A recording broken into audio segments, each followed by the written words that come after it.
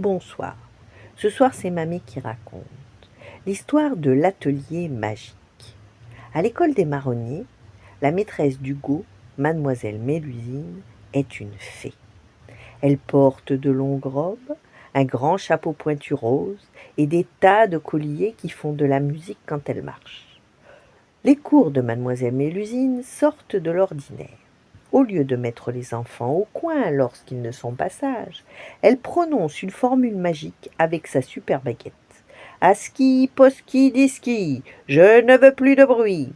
Et là, les élèves ont beau essayer de crier de toute leur force, aucun son ne sort de leur bouche tant que le sortilège n'est pas annulé.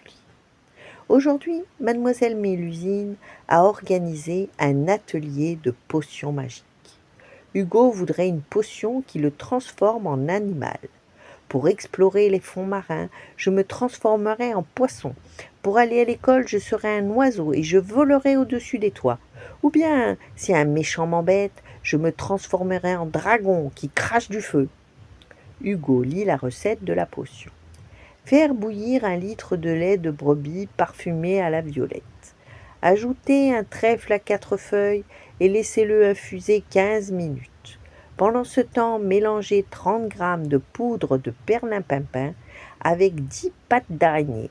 Faites bouillir, touillez soigneusement le tout avec une cuillère magique. Hugo a tout mélangé et il regarde sa fiole remplie d'un liquide verdâtre.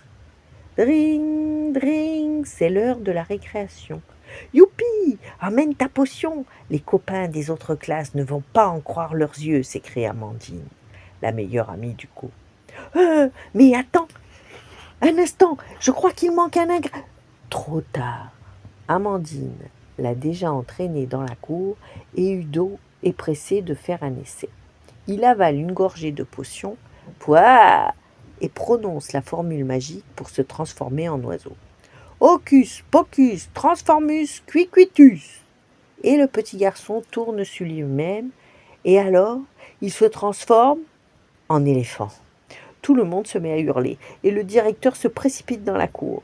Il est vraiment très très en colère.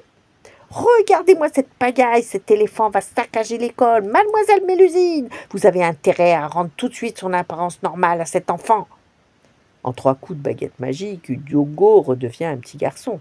Mademoiselle Mélusine est désolée que son atelier se soit transformé en catastrophe. Hugo, petite tête en l'air, il fallait ajouter une pincée de poudre de pimprenelle. Et devant la mine désolée d'Hugo et d'Amandine, elle ajoute avec un clin d'œil, la prochaine fois, je vous apprendrai à piloter un balai magique. Voilà, bonne nuit, faites de beaux rêves et à demain.